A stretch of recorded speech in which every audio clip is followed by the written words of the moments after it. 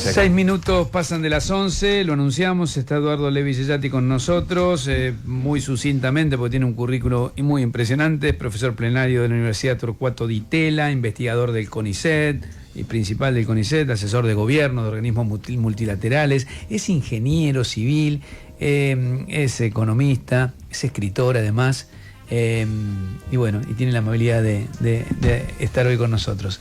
Gracias. Siempre es un gusto. Bueno, ¿con qué arrancamos? ¿Por acá o por allá? No, contando ¿Por acá o por allá? Contando su ingreso al estudio. Le digo, le decimos, ¿cómo andás? Pasado de laburo con todo el que venía mirando Argentina, y ahora estoy viendo el mundo y no todo tiene que ver ahora, no puede ser. Y se lo ve un poco desbordado por el tema. Se notan, ¿no? Se notan las orejas. Estoy hecho mierda. No, es que efectivamente, antes vos mirabas a Argentina leyendo los diarios argentinos o escuchando a los actores argentinos, y hoy te diría que gran parte, si no toda la movilidad de los precios, lo que está pasando en el mercado financiero, es un reflejo de lo que pasa afuera.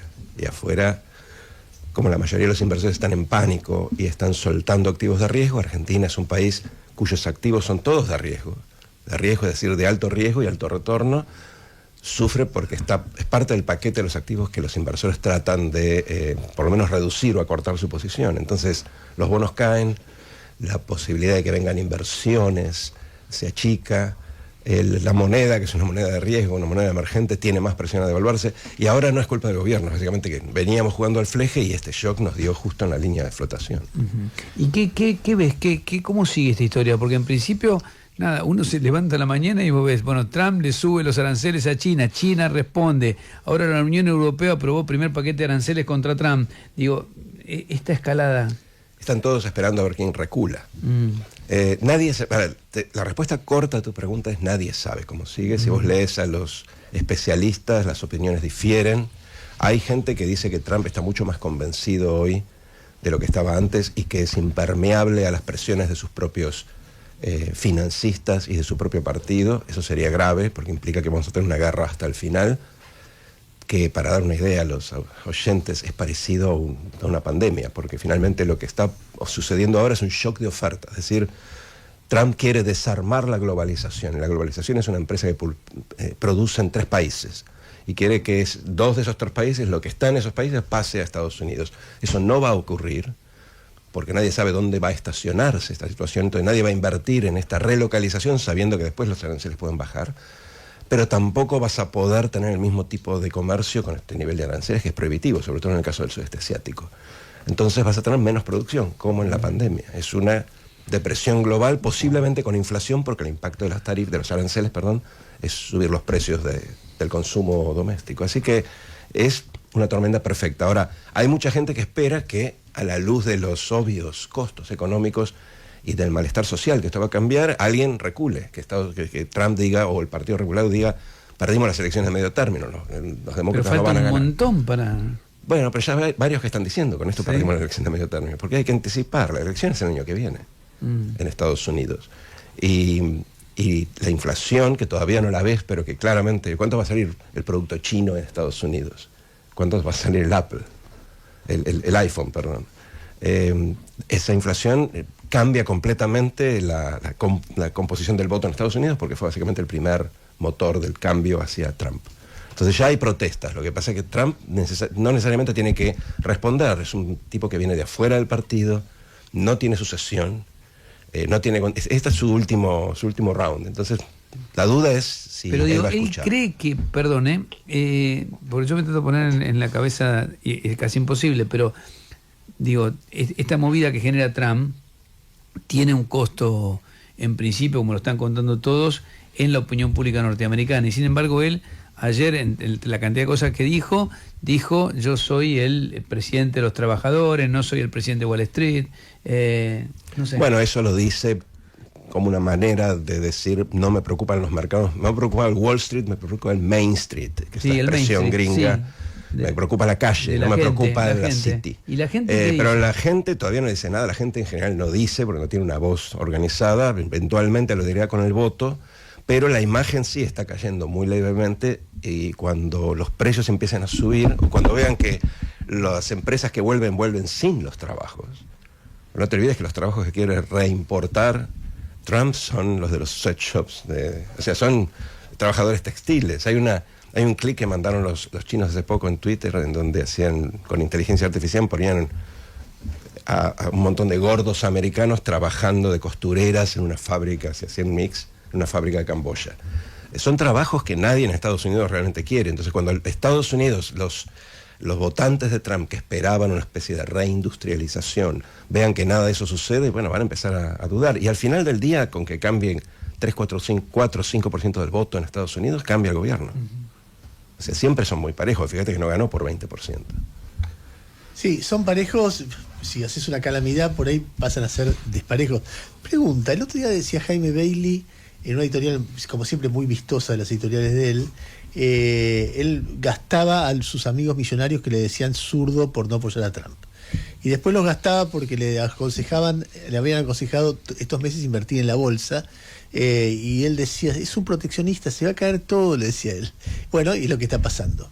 Pero en un momento dice, hay algo de Trump que dice, bueno, Estados Unidos era un enfermo y yo vine y lo estoy curando, estoy dando... Y él dice, no era un enfermo. La economía, él dice, pobre Biden, un viejito, algunas cosas hizo bien, otras mal, pero la economía estaba creciendo, el desempleo estaba bajando, la inflación estaba bajando. Todos los síntomas que uno ve de un país para que esté mal no estaban en este caso. O sea, no era un enfermo y el médico que lo operó no era médico, no sabía de cirugía. ¿Tenés esa visión vos también? Sí, Estados Unidos tiene un problema subyacente que tiene ya décadas, que tiene que ver con varios factores, nadie se pone de acuerdo. Los gringos dicen que los países emergentes, y en este caso en particular a partir del 2005, China, pero antes era Japón, ahorran mucho, consumen poco, y entonces lo que hacen es venderle mucho a Estados Unidos, que tiene que pedirles dinero a Japón y ahora a China para comprar los productos chinos. Pedir dinero quiere decir emitir bonos del tesoro que van a las arcas del Banco Central de China. Entonces se pelean por eso. Los gringos le dicen, China, ustedes tienen que consumir más, y los chinos le responden, ustedes tienen que ahorrar más. Y ahí están hace 20, 25 años, por lo menos. Entonces, ese sí es un problema en el sentido de que Estados Unidos está montado sobre un stock de deuda que es estable en la medida que este juego de reciprocidad funcione, pero en algún momento se puede volver inestable. Y tiene un déficit aparte fiscal muy fuerte que también sostiene la economía. Entonces, no es que está todo bien, pero en lo puramente, si querés, cosmético, coyuntural, Estados Unidos es una de las economías más sanas del mundo antes de que viniera Trump, y de hecho los datos que estás viendo de la semana pasada, anterior, del mercado laboral, son todos datos buenos que miran por el espejo retrovisor, están mirando el resultado de Biden. Entonces, efectivamente, Estados Unidos era de las economías más sanas, por lo menos en lo inmediato del mundo, y Trump la vino a romper con este argumento que te decía antes, que quería reparar esa deficiencia estructural de un exceso de déficit comercial en bienes. Es una cosa que hay que aclarar, ¿sí? Todas las tarifas. Y cuando no se en hace servicios, ¿no? No en servicios, en Claro. servicios ellos son superavitarios. O sea, en bienes. Porque ellos piensan que si vos no producís los bienes, los insumos, quedás a expensas de quien los produce, y aparte perdés trabajo de calidad y perdés conocimiento. Lo cual es una visión un poco arcaica en este momento, pero es un poco lo que está detrás de los ideólogos de esta movida. Y Argentina, porque bueno, el gobierno ayer celebró el ok del fondo a los 20.000 millones de dólares de nuevo crédito. ¿Sirve, no sirve? No, ahora todo sirve. Ahora todo sirve. Argentina estaba en una situación de cierta fragilidad a principios de año, y ahora con esta crisis, como te decía, que retira a los inversores, nos hace tener menos dólares, porque los que vienen son dólares que apuestan con un nivel de riesgo alto. En esta situación, que el shock externo nos castiga, si no hacemos nada, Argentina se queda medio en el aire, medio en el vacío. O sea que el programa del fondo, cualquier programa del fondo, que elimine la incertidumbre sobre la cual veníamos dando vueltas desde hace ya desde enero posiblemente, es bueno porque al menos le pone un piso a la caída. ¿Sí? O sea, resolvimos eso, el fondo va a estar ahí si hace falta más dinero porque este pánico se vuelve una crisis más profunda, el fondo puede llegar a proporcionar ese dinero. Tenemos alguien que no está saliendo de Argentina, que está poniendo dólares en Argentina. Entonces, más allá de las consideraciones sobre qué es lo que está en el acuerdo, que todavía no sabemos, creo que eso sí es una buena noticia, sobre todo en este momento. Este acuerdo en enero era una mala noticia, en este momento es una buena noticia. Si aparte el fondo y el gobierno encuentran la manera de salir de la tablita sin una crisis, de salir suavemente de la tablita, cosa que en la historia argentina nadie hizo, nunca, sería una noticia doblemente buena, porque cuanto antes salgas de esa trampa, en este contexto ni hablar, mejor. O sea, está bien, pero a ver, vos tenés, según lo que vas contando en el relato, un elemento que juega a favor, tenés más fondos, porque el Fondo Monetario te da esto, y un argumento un escenario que juega en contra, que es el escenario internacional, sí, que genera mucha desconfianza. Pero hay que separarlos, por eso te digo, lo del fondo es positivo, lo internacional puede dominar. Eso es lo que te digo. Si vos pensás un escenario dominante en la manera en que interactúan, vamos a suponer que el gobierno es virtuoso en la forma de encarar el tema. Entonces, lo que deduzco de lo que vos decís, salís del cepo, salís de la tablita y con una turbulencia controlada. Es decir, no es que los precios te comen rápidamente el crecimiento del tipo de cambio, pero algún movimiento de precios va a haber. Tenés un poco más de inflación por unos pocos meses, pero el tipo de cambio en términos de inflación queda más arriba. Perfecto. Ponele que pase eso, que es como... Lo menos malo sería. Un condicional muy fuerte. Sería un logro. Está bien, o sea, vos usaste la tablita para bajar la inflación y ahora salís en una crisis cambiaria. Sería la primera vez que sucede. Está bien, digo, la posibilidad, si uno mira, yo me acuerdo cuando empezó este programa, el programa de Caputo y Milei, que esa era una de las preguntas, hiciste una mega devaluación, ¿los precios te la van a comer o no te la van a comer? Y ellos no supieron hacer una mega devaluación sin que los precios en 4 meses, 5... generan las condiciones que empezás a vender reservas y entras en la crisis de vuelta. Entonces, vamos a suponer que ellos pueden hacer eso. Que por eso es una gran... Primero, si quieren, si lo van a hacer, eso es una pregunta que no tiene respuesta. Después, si lo van a hacer bien, que es la segunda pregunta. Pero suponer que lo hagan y lo hagan bien. El quilombo internacional, interactuando con eso, ¿qué resultado pensás que da? ¿Es un resultado positivo, se controla, o no importa lo que haga el gobierno argentino, la ola viene en contra y anda a cagar? Bueno, anda a catar la garda, quise decir. No, mira, lo que pasa es que en Argentina siempre es difícil pensar situaciones que no sean o somos Gardel o estamos en una crisis terminal, pero la mayor parte del tiempo estás en el medio. Claro. ¿Sí? Gardel, muy pocos, y crisis terminales tampoco hemos tenido, en el sentido del 2001. Ni siquiera tuvimos en los años anteriores una crisis como la del 2019. Entonces, ¿qué puede pasar? Esto que está pasando ahora afuera, que todavía no sabemos dónde va a terminar, seguro va a reducir el crecimiento mundial. A nosotros nos va a reducir el crecimiento. De varias formas, te diría. ¿Cómo? No sé, porque no sabemos dónde se va a estacionar, pero seguro vas a tener menos crecimiento, en parte culpa de lo que pasa afuera. ¿Sí? Entonces, hay que empezar a distinguir un poco las situaciones. Es cierto que nosotros no teníamos márgenes, por ahí la próxima hay que construir esos márgenes. Pero cuando tenés un shock así, lo mismo con la pandemia, es muy poco lo que podés hacer. Entonces, eso lamentablemente va a pasar. Y mi impresión es que si esto no se calma en las próximas 2 o 3 semanas, China va a devaluar. Y si China devalúa y empieza la guerra ya no con aranceles, sino con tipo de cambio, todos los países en el mundo van a empezar a devaluar con China y el dólar se va a apreciar, cosa que no está pasando ahora, por otras razones. Y ahí nosotros tenemos que tener la inteligencia de seguir esa onda, de no quedar de vuelta atrás, sosteniéndose, siendo los únicos que sostienen el valor del tipo de cambio cuando el resto se corre, que es algo que pasó en los 90 también con la convertibilidad. Entonces, que no lo hicimos. No lo hicimos porque por ley no podíamos hacerlo, pero ahora si con el fondo salimos de la tablita y lo que optamos es un sistema de intervención sucia en el cual finalmente el mercado pone el tipo de cambio y yo lo voy acomodando para que no tenga un exceso de volatilidad o que no suba mucho. En ese esquema podemos de manera inteligente reaccionar a lo que pasa en el mundo. Si hay una competencia devaluatoria en el mundo, nosotros lamentablemente vamos a tener que seguirle, va a haber más inflación en el mundo y en Argentina. Ahora, Eduardo, también. ¿eso no es como para Milei como entregar a Karina? Pero cambió el mundo. No es como entregar a Karina, hay diferencia. Digo en el sentido, cambió el mundo. De que algo como de lo más preciado. Yo no sé, ni siquiera quiero repetir esa expresión. Yo creo que Milei entregaría a Karina. Entregarla políticamente. No la tablita. Pero por favor, soy un periodista serio, entregarla políticamente. Pero me parece que el gobierno puede explicar, porque aparte es sumamente visible, que esto está pasando en todo el mundo. Es muy difícil. Es como tratar de explicar por qué crecimos menos en la pandemia. Lee los diarios. Sí, está bien. Hay un ejercicio de comunicación. No lo veo imposible en este caso porque efectivamente hay un shock externo. Si vos ahora no hicieras nada con el tipo de cambio, dijeras, el peso va a valer 600 si soltamos la tablita. Bueno, eso sería una mala señal. Hace 10 días es lo que dijo Caputo. Caputo cuando habló en no sé, las compañías de seguro, el día que empezó a decir vamos a tener 50.000 millones de dólares de reservas, dijo, el dólar no va a estar más caro, va a estar más barato por toda la plata que va a entrar. Pero eso fue antes del shock de aranceles. Sí, bueno, está fue bien, antes de esto. Está bien. Ya creo que ya nadie está en condiciones de decir eso y creo que el gobierno... Déjame hacerte una pregunta, porque es muy difícil la respuesta. Bueno, entonces no me la hagas.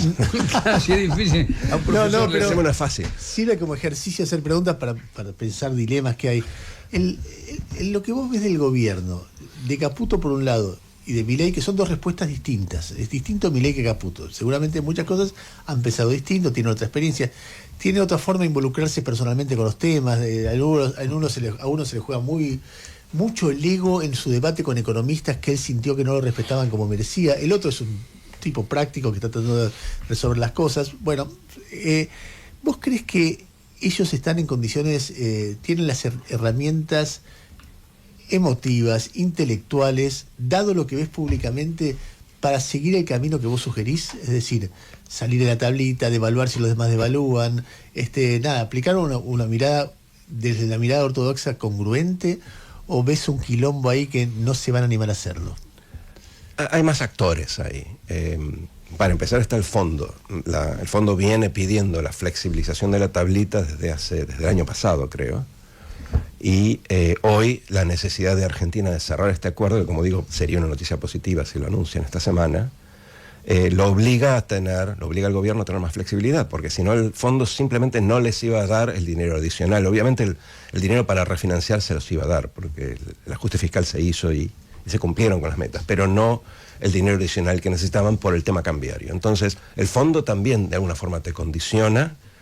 Y en este caso te condiciona en la dirección correcta, porque te viene pidiendo algo que hoy te es doblemente útil dado el contexto global. Entonces el fondo tiene un rol ahora, por lo menos en lo que tiene que ver con el régimen cambiario. Ahora, al político le cuesta mucho pensar estratégicamente ni hablar en un año de elecciones. Claro. Y yo lo he visto, yo estuve en el gobierno de Cambiemos en el 16 y en el 17, y en el 17 se postergaban reformas para ganar las elecciones, porque después de las elecciones ibas a hacer las reformas. Después de las elecciones tuviste 2 meses de vida. Ganaste las elecciones, que es el riesgo que puede tener el gobierno.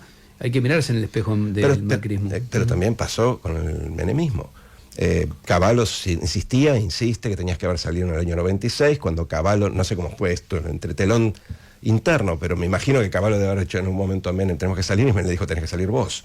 Claro. Entonces, nadie quiere irse cuando puede extraerle un dividendo político adicional a una estabilidad que en algún sentido es artificial. Entonces, eso significa pensar más cortoplacista, más tácticamente y menos estratégicamente. Entonces, vos me preguntás, ¿este gobierno es distinto? No lo sé, pero la historia te diría lo contrario.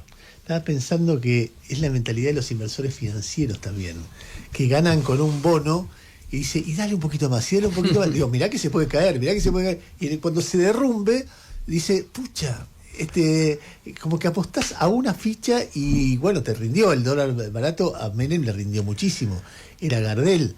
Imagínate que salir de ahí es toda una decisión, es como jugarte a que perdés todo.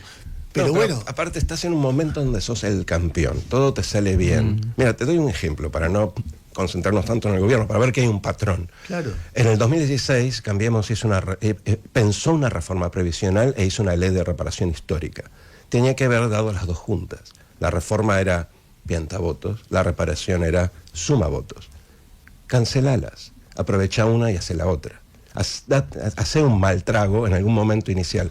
Esperaste hasta después de las elecciones, nunca pasó la reforma. Entonces, perdón, el gobierno no piensa así, no piensa, bueno, aprovechemos para meter algo que va a ser difícil de pasar con algo que... El año pasado tenías el blanqueo, entraban dólares. Todos te daban ganador en todos los frentes. Aprovecha y flexibiliza el tipo de cambio. Claro. En el momento en que tenés mucho capital, invertí un poco de ese capital para avanzar la agenda. En general no lo hacen, creo que es una cuestión más psicológica que económica, pero económicamente tiene sentido pensar estratégicamente estos tit for tat. Eso, hago una buena y aprovecho este aumento de mi imagen para perder unos votos y anticipar alguna de las reformas. Generalmente no sucede. Yo pensaba cuando decíamos, porque vos decías, es fácil de explicar en medio de la crisis que tenés que devaluar porque el mundo se incendia. Y después decía, porque la verdad que es muy difícil gobernar un país, y en Argentina es casi imposible ordenar esto. Él tiene el quilombo internacional y tiene la herencia recibida, que también es muy difícil. Cierto, sí. Y después sus errores, su locura, qué sé yo. Pero claro, Alberto Fernández podría decir, está bien, yo me mandé macanas, pero tuve la herencia, más la pandemia, más la última cosecha, sin eso yo no me iba a ir tan mal. Y así sucesivamente, digamos, y una parte de razón tienen todos, no digo que no. Sí. Porque también Macri, cuando recibe el déficit fiscal y la inflación creciente, dice, bueno, ¿cómo hago? Tengo una minoría, no me dan bola, tengo que negociar, tampoco es tan fácil. Si no mantengo popularidad, me comen crudo, pero si hago lo que tengo que hacer para mantenerla, voy hacia una crisis. Bueno, son dilemas que, qué sé yo. Y hay un imperativo político, sobre todo de los nuevos partidos, de juntar masa política en el Congreso, y por eso priorizan tanto las elecciones de medio término. Si no, Claro. debería simplemente ignorarlas, te diría. Claro. Pero bueno, sí, es cierto, y eso hay que aclararlo. Por eso yo te decía, si saliéramos de la tablita ahora de manera más o menos diseñada y no accidental, sería la primera vez. Sería un logro. Es decir, ningún gobierno antes ha salido de una tablita o de una fijación cambiaria sin una crisis. No es este el único gobierno que se metió en este tolladero, y también es cierto que algo de ancla cambiaria tenías que usar para bajar la inflación de donde la heredaste. El tema es que es salir rápido. Esto es como la canción de Eagles, ¿no? Hotel California. O sea, entrar es fácil, puedes entrar en cualquier momento, pero salir no salís nunca. Las tablitas son un poco como el hotel, digamos. Tenés que encontrar la puerta trasera para salir antes de que se desate la crisis, porque es muy difícil correr una crisis por detrás. Entonces, tenés que anticipar. Pero digamos, la situación es complicada, la herencia fue complicada, Argentina es complicada, y el shock este es externo. O sea, pongamos todo sobre la mesa. No es que el gobierno generó gran parte de esto. Está lidiando con una situación que es muy, muy delicada. Mira, yo te voy a decir, yo creo que el gobierno tiene un pecado, porque todo el mundo de la ortodoxia, todos los tipos a los que él valoró en su carrera, le dijeron, así vas a una ratonera, y no obedeció. Igual creo que lo que vos decís es muy valioso, porque pensar que todos los problemas tienen el nombre de Milei, o de Cristina, o de Macri, es muy esperanzador, porque los sacás, viene otro y te los resuelve. Pero está demostrado que cada vez que dijimos todos los problemas son de Cristina, o de Macri, o de Alberto Fernández, o de Milei, los sacamos y no te los resolvieron. O sea, hay un problema que va más allá de cada presidente, ¿no? Es muy evidente eso, un problemón. Son herencias envenenadas. La única herencia que fue virtuosa, debo decir, aunque seguramente es controversial, es la del 2003 de Néstor. Y esa la gente se olvida que a fin del 2002 vos tenías una inflación anual del 3% anual, y la tuviste baja durante 2 o 3 años más. Tenías superávit gemelos. Y era una obsesión. Y estabas creciendo. Y era una obsesión de Kirchner, ¿eh? Perdóname, y todavía no habías empezado a tener el boom de commodities, que fue el mes que subió Kirchner tenía 11% de crecimiento. O sea, el año previo a su asunción tenía 11% de crecimiento. Bueno, él disfrutó de eso también. Esa fue una herencia desperdiciada. Por eso cuando se valoran los gobiernos uno tiene que pensar de dónde parten. El resto de los gobiernos siempre partieron de algún nivel de desequilibrio, o por lo menos de ahorros que ya habían sido consumidos. La única herencia que te digo es virtuosa, y nosotros no supimos aprovecharlo, lo cual abre la pregunta de si aún si esto, en el contexto externo, nos ayudara, si podríamos, claro, exacto, si podríamos tomar ventaja de eso, no me queda Te quiero preguntar algo que tiene que ver para el final con la gente que quizás no está escuchando y no está tan metida en el dólar, ni siquiera no tiene la guita para comprar dólar, ni para acciones, ni nada, que está más ligada al tema del laburo. Empieza a haber algunas señales más que preocupantes. Yo sé que vos lo expresaste en alguna entrevista con respecto al tema empleo. Esto que está pasando ¿puede tener consecuencias aún más negativas en el tema empleo en la Argentina? Si nosotros no crecemos, vas a tener un deterioro del mercado laboral que se puede ver básicamente con 2 medidas: una caída en la demanda de buenos empleos, no en el desempleo, porque de eso depende de cuánta gente busque, pero sí de la demanda por empleos de calidad del lado empleador, y eventualmente una baja del empleo, una precarización, es decir, más independientes, más tipos informales. Más precarización, sí, más gente yendo a manejar un auto. La gente tiene que laburar. Entonces, si no tenés, si el empleador no te demanda, no te ofrece, en realidad lo que pasa es que los economistas llamamos eso demanda. Si no hay buenos empleos a los cuales aplicar, a los cuales solicitar, tenés que laburar de algún. Y entonces laburás de empleos de menos calidad y menos productividad, y eso se ha visto en los últimos 15 años, y no hay nada en la realidad esta que te lleve a pensar que eso se va a revertir. Vos, para generar buenos empleos, puedes hacer muchas cosas, pero lo primero que tenés que hacer es crecer. Y nosotros tenemos un problema de crecimiento de hace 15 años más o menos, y este contexto lamentablemente tira para atrás. Eduardo, muchas gracias. Gracias a ustedes. Eduardo Levi Yeyati, en el Pase lo que pase.